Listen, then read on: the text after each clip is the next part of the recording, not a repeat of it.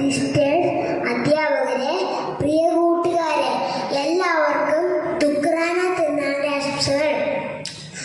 അസതോമ സദ്ഗമയ, തപസോമ ജ്യോതിർഗമയ, മൃത്യോമ അമൃതംഗമയ. അസത്യത്തിൽ നിന്നും സത്യത്തിലേക്കും, അന്ധകാരത്തിൽ നിന്നും പ്രകാശത്തിലേക്കും, മരണത്തിൽ നിന്നും മരണമില്ലായ്മയ്ക്കും നമ്മെ നയിക്കണമെന്ന് പൂർവ്വപിതാക്കന്മാരുടെ പ്രാർത്ഥനയ്ക്ക് ഉത്തരമായി ഭാരത മണ്ണിലേക്ക് രക്ഷയുടെ സുവിശേഷമായി വന്ന ക്രിസ്തു ശിഷ്യനാണ് തോമസ് ലീഗ. ജൂലൈ 3 തോമസ് ലീഗയുടെ തിരുനാൾ ആഘോഷിക്കുന്നു. തിരുനാൾ ആഘോഷിക്കുന്ന പുണ്യദിനം.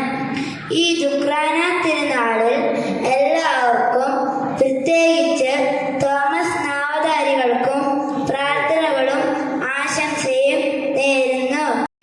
ഓർമ്മ തിരുനാളാണ് ദുഃഖറാന. അകമഴിഞ്ഞ ഭക്തിയുടെയും പ്രതീകമാണ് സെന്റ് തോമസ്. AD 50 കേരളത്തിൽ കൊടുങ്ങല്ലൂരിൽ തോമസ് ലീഗ എത്തിയെന്നാണ് കരുതപ്പെടുന്നത്. യോഹന്നാൻ ശ്ലീഹ എഴുതിയ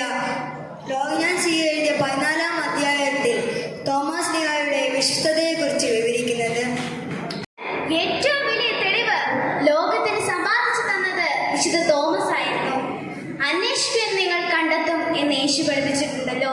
വിശുദ്ധ തോമസ് ഉയർത്തെഴുന്നേറ്റ ക്രിസ്തുവിനെ അന്വേഷിച്ചു. അവിടുന്ന് അദ്ദേഹത്തെ കണ്ടെത്തി. താൻ കണ്ടെത്തിയ ഉയർത്തെഴുന്നേറ്റ യേശുവിനെ നമുക്ക് ഓരോരുത്തർക്കും പ്രദാനം ചെയ്ത ഉപകാരം കൂടിയാണ് വിശുദ്ധ തോമസ് ലീഹ. അസത്യത്തിൽ നിന്ന് സത്യത്തിലേക്കും, അന്ധകാരത്തിൽ നിന്ന് പ്രകാശത്തിലേക്കും, മരണത്തിൽ നിന്ന് ജീവനിലേക്കും ഞങ്ങളെ നയിക്കണമേ എന്ന് പ്രാർത്ഥിച്ചുകൊണ്ടിരുന്ന ഭാരതത്തിലേക്കായിരുന്നു വിശുദ്ധനെ പരിശുദ്ധാത്മാവ് നയിച്ചത്. പറയാം, എന്റെ കർത്താവേ, എന്റെ ദൈവമേ, എല്ലാവർക്കും ദുഃഖറാന തിരുനാളിന്റെ പ്രാർത്ഥനാശംസകൾ നേർന്നുകൊണ്ട് നിർത്തുന്നു. നന്ദി. ജയ് ജയ് ജീസസ് ക്രൈസ്റ്റ്. ആദ്യമെത്തിയ അപ്പസ്തോലനാണ് സെന്റ് തോമസ്. ദിദിമോസ്, മാർത്തോമ എന്നീ പേരുകളിൽ വിശുദ്ധ തോമസ് ലീഹ അറിയപ്പെട്ടിരുന്നു.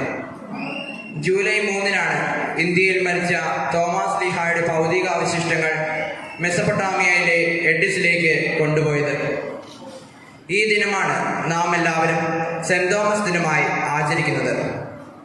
അകമഴിഞ്ഞ ഭക്തിയുടെയും ഗുരുസ്നേഹത്തിൻ്റെയും പ്രതീകമാണ് സെന്റ് തോമസ്.